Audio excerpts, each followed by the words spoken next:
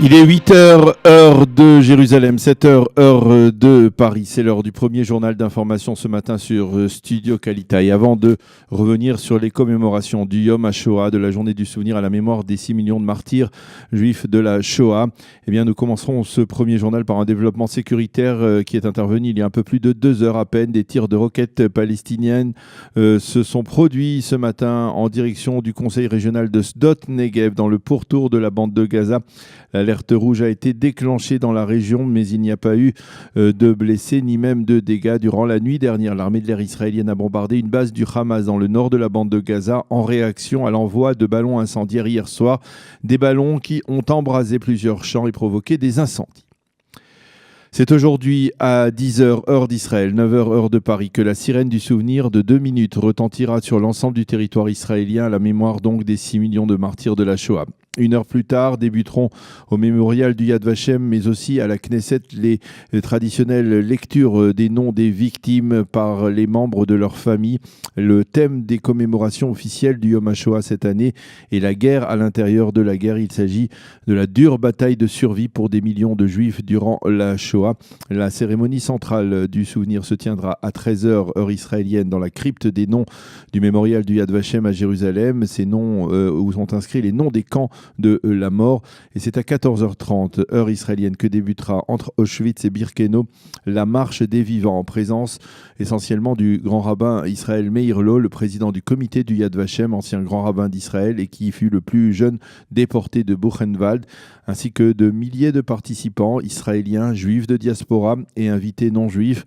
Parmi les délégations israéliennes présentes à cette marche pour la première fois cette année, une délégation de soldats bodédim, des soldats qui servent sans leurs parents, qui sont restés à l'étranger. Les commémorations du Yom HaShoah se clôtureront ce soir par une cérémonie au kibbutz Lochamei Getaot en Galilée, un kibbutz qui a été fondé par des rescapés du ghetto de Varsovie.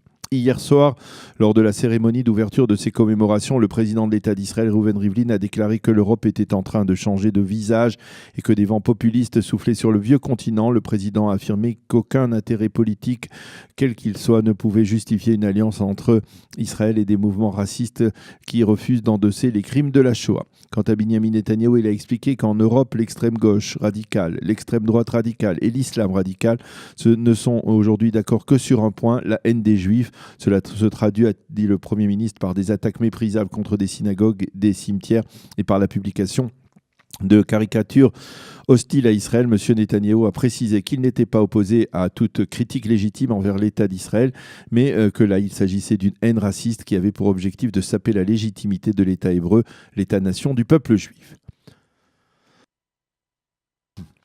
Un rapport publié hier par le Congrès juif européen sous la direction de Moshe Kantor fait état d'une sensible augmentation du nombre des actes antisémites violents en Europe et aux États-Unis, une augmentation de 13% en 2018.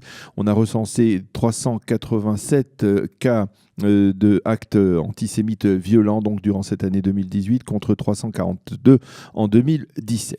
Une enquête de la Claims Conference révèle également que les jeunes Autrichiens ne connaissent pas dans leur majorité l'histoire de la Shoah. Plus de la moitié des jeunes interrogés ne savaient pas que 6 millions de Juifs avaient été assassinés durant la Shoah. Seuls 14% savaient qu'Adolf Hitler était autrichien.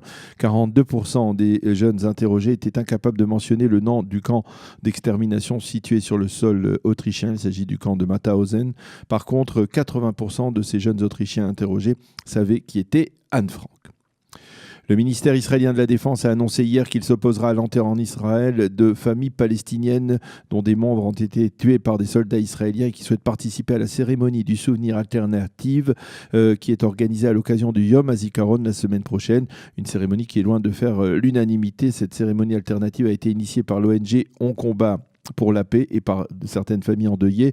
Les familles concernées palestiniennes ont promis de se tourner vers la Cour suprême dans l'espoir que celle-ci casse la décision du ministère de la Défense, comme cela avait été déjà le cas l'an dernier. La météo pour terminer ce premier journal d'information. Le temps sera chaud et sec sur l'ensemble du territoire israélien aujourd'hui. Il fera 28 degrés à Jérusalem, 29 à Tel Aviv et 40 degrés à Eilat. C'est la fin de ce premier journal d'information. La suite de notre programme consacré au Yom HaShoah aujourd'hui dans quelques instants.